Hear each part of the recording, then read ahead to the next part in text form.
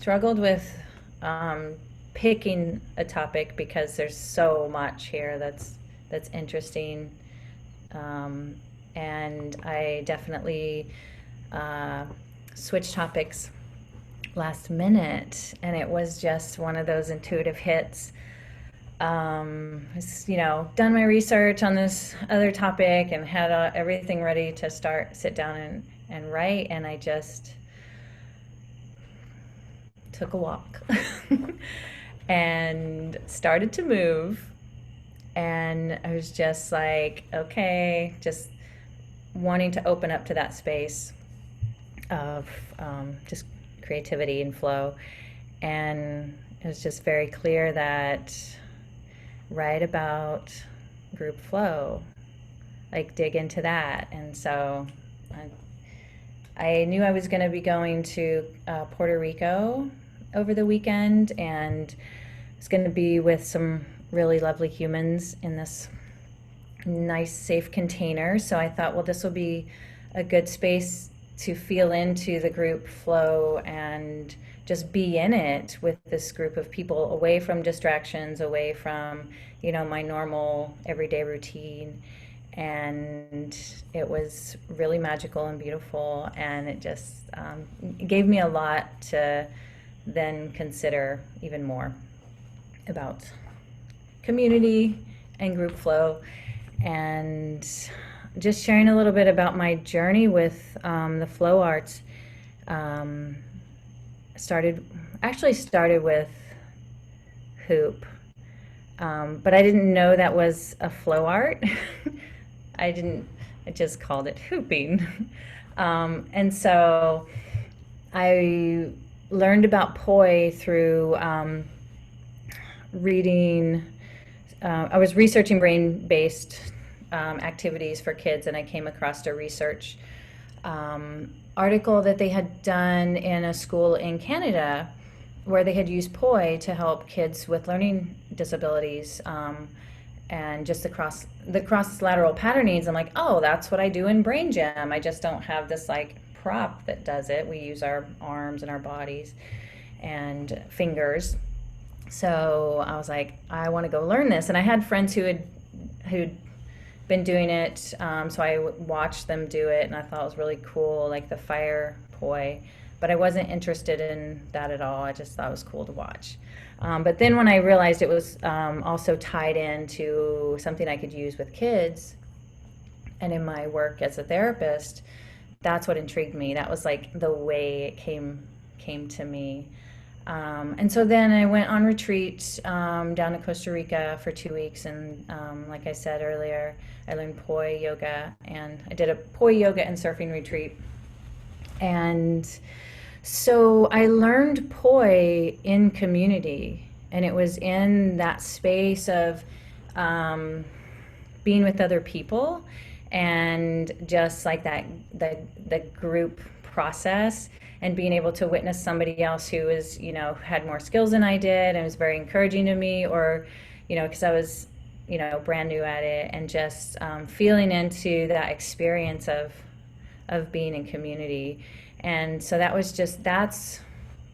one of the really powerful things that came out of me learning poi. It was so tied into community. And so then I came back home. I was living in New Hampshire, and then I went to this thing. It's called Wildfire Retreat, and it was like a big flow gathering, and I was brand new. I was just like so excited about it. And so there's larger community that I got introduced to immediately, and that was very nourishing and nurturing as well. And so then that was in April, May. And then I moved to St. Croix in August. And at that point I was pretty obsessed with poi and just carried it with me everywhere. And I came to the island thinking that I would just find my community, and there would be like, fire dancers and poi dancers, and so I get here and start asking around and looking around, and there's like no one except for one girl. And so I kept pestering her because we ended up having some mutual friends, and I would hey, do you want to get together? Let's do this thing. And it was just like my desire was to do it with other people. And she didn't really want to do it with anyone else, and it was just a very different energy around it. And it's like, no, this is mine, it's for me, I'm the one who does it. And it was just, kind of it's like, all right, well, I will. And she was fire dancing, and so I thought, well, I'll support her until maybe she'll change her mind or whatever. And I would just do it by myself. I would just, after a long day in the schools, and it was my way to nourish myself. And so I put my headphones on, go to the beach, and just like flow and move, and became my moving meditation. And I say it's what saved me.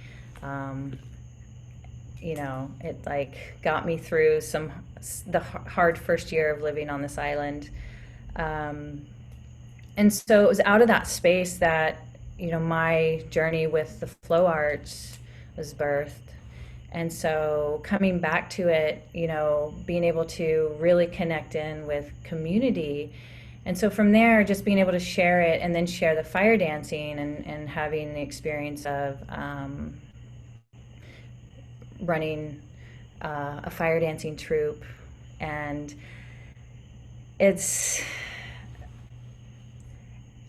like the lessons that I learned going through that were incredible, amazing, and really challenging, as far as like being able to manage everything that comes up in a group, because you put people together, and especially with performance and fire and women, and there's so much, it's so rich, and there's so much that can transform in these spaces. And for me, I was like, oh, this is going to be so great. We're all going to like learn and, transform and all this. And what came out of that was like the harsh reality of just the realness of where people are when we come together, and we haven't like really taken that hard look at ourselves, and done some inner work, and like see where our insecurities are, and our comparison and our competition and all that stuff, the sister wound, just right there. And for me, I had no idea how to manage all of that. And I thought, man, if I knew, like, these situations would come up, and I'm like, oh, this is great. This is a great learning opportunity, but I didn't know how to facilitate it. And so I would just watch these like bombs go off, and just like it was just so hard for me, because I could see what could happen, and so I found myself in these incredibly rich situations in groups that I had brought together, that when they were good, they were so good, and when they weren't, they were just devastating. And so there's a lot of wounding that then I felt, because just a lot of responsibility about bringing people together, and having it just like completely become disastrous, and now everyone hates each other, and blah, blah, and all these wildfires. It's like I liken it to that. And so then I pretty much stopped teaching and group stuff, because I realized that there was so much potential. And for me to understand how to hold the space for that and to facilitate that, I needed to take my own journey. And so I did. I took a journey with Sophia Tom. Really, that was the big journey of just like looking at how to facilitate and hold space for other women by healing my own wounds and going inward. And so it's from that space that, seeing and realizing the potential of what coming together and group process like that, I think excites me so much, to bring people together and be able to, either sit in circle or sit with, a common goal or a common passion or a common vision, and then be able to, like what you were saying, Mike, Hi, with the environment, creating the right environment for people to really feel safe. And so the research, looking at, I love the work that I found with, what's his name, Keith Sawyer, and his book Group Genius, and just looking at how, the conditions, like looking at the conditions that can help facilitate like group flow when you lock into that space with other people. And in Steve Kotler's book Stealing Fire, he talks about it with the Navy SEALs, and talks about it. And when I read that book, what caught my attention most when he was talking about that group flow was, and they did a lot of studies with the military, because that's a highly intense situation, and there's, you can study those groups and see, look at it from that flow. And it's that the leader, it's like when you have like you're in this like engagement, and the leader actually switches, and it's like whoever is in front, or the post, or who has the most information in that moment, they become the leader. And so there's so much trust that has to happen within the whole of everyone. And so you have to be willing to, if you are the leader and it switches to somebody else who maybe has a better vantage point or a deeper understanding, it's like you surrender and release your control of being the leader and give your trust to someone else who might have a better vantage point. And so how the lead can switch. And it reminded me also of group belly dance.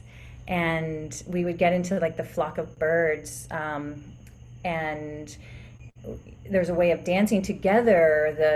The style that I learned was American tribal style. They've changed the name since, but it's all improvisational, but it looks like it's choreographed.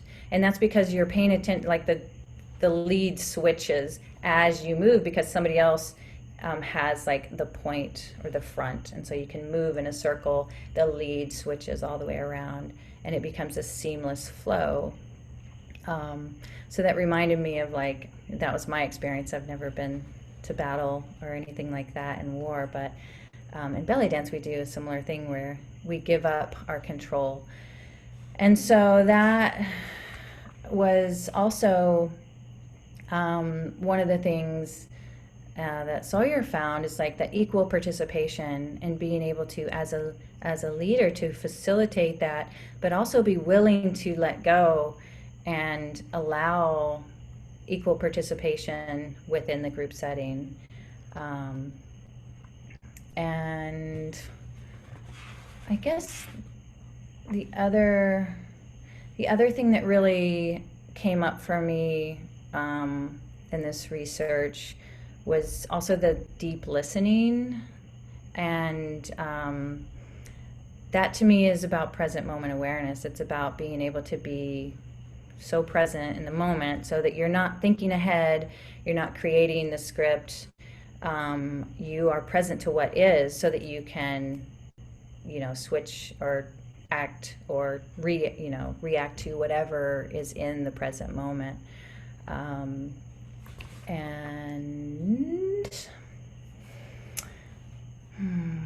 also being able to know how to keep it moving forward, so that it doesn't get stuck or stagnant in a situation, but being able to attune to that as well. So those are some of the things. There's 10 things that that I have in my paper. Blending of egos and being in control, complete concentration, and the potential for failure. And And that to me is interesting because it's like when the stakes are a little bit higher and there's a little bit of risk involved, and being able to, it's like that just right challenge, of when you're in that flow state. And I was trying to find the article that I read, where it said it's the just right challenge is 4% above your skill level. I don't know if you heard that, Jinju, but you had asked me about that. I think it was in Steve Kotler's stuff is where I got that from. And so looking at how to manage that, because as soon as you elevate and reach that challenge, then it's like you have to continue adding another little challenge, to the process. So really the biggest reason that I want to like dive deeper into group flow and be able to facilitate groups is because of what's going on in the world today, and the separation and the divisiveness, and just the fact that in a lot of places we're not allowed to come together in groups right now. And so what is that, what's that doing to our society and that social connection? We are social beings and we're meant to be together in community. And so I feel like the medicine of group flow, the medicine of flow in a group setting, has such value right now. I know it does for me personally. I see it when I do have small gatherings here and people are just like so grateful just to be together and be able to have a space that feels safe and just honored. So that to me is exciting. And also feeling into, I wanted to show you this book I've been reading, called Belonging, Remembering Ourselves Home, and it's such a gem. And part of my desire to build community is feeling into my own sense of belonging and not belonging, and really healing that within myself, and realizing that so many of us have this common feeling of not belonging, or it's like a story that has repeated in my life for many years. And I saw it at the beginning of this year. I saw it pretty clear when I was in it was a Zoom class, and it was about the nervous system, and the facilitator, she brought up that the questions that were being asked made it, or she said, well, I feel like the questions that you're asking, you don't feel safe. And so she kind of dug into this feeling of like not feeling safe in the group. And so this was directed towards some other people who were asking questions, and I'm like, oh, how do I feel in the group? Do I feel safe? Like, what's going on with me? And then I realized what I had been doing was finding all the reasons why I didn't belong. Just these little ways, like, oh, everyone lives in Australia and I live in America, and the time zone, and like finding these little ways that I didn't belong, even in this Zoom course that I was taking. And then it was an aha moment where it just like opened me up to see all these ways that I was creating that same story of not belonging in these other groups in my life, and in my work, and in my play, and in how I ran groups, and it just opened my eyes. So this book connected me more into healing that within, that I do belong, and just where it comes from in my own past and childhood. And that to me just fits so wonderfully in with community. And so tying into my desire to create community is, it's essential for me to heal and feel that I belong and embody that, and because that's the energy I want to bring into every group that I'm a part of, and also to feel safe in other people's groups, because it's like one thing if I'm leading a group that I can feel safe because I can create that space for myself, and I'm very attuned to, like, I want people to feel comfortable and safe. But coming into other people's spaces, I notice there's, like, you know, the protective walls and all of that. And so it's just been, this year has been such a beautiful way to really lean into that for my own self. So that is my sacred why, that I'm choosing, that I chose community and group flow as my sacred scholarship. It's because I'm on this journey, especially this year, to really dive into belonging and knowing that I belong, knowing it from, like, every mitochondrial cell in my body. And that, I love how it ties in with the heart coherence, and just the more I can come into my own heart coherence, and then how that affects everybody I'm around and in that group process, that to me is just like magic. And I'm really excited to work more with the heart coherence, and heart math. I've had their EM wave for about 9 months now, and I've played with it a little bit, but this has got me, I need to finish this, and then move on to that. And it's such a beautiful segue coming from this. And really, because for me, it's like I need to see the connection and the meaning of something before I'm going to spend a lot of time doing it. And I feel like that's kind of what was missing. Like I could intellectualize it, but now, like, this program has just, like, brought it to my heart, and I, like, oh, okay, I need this in order to do this, so it makes so much sense now to move further into the heart math studies. So anyway, any questions?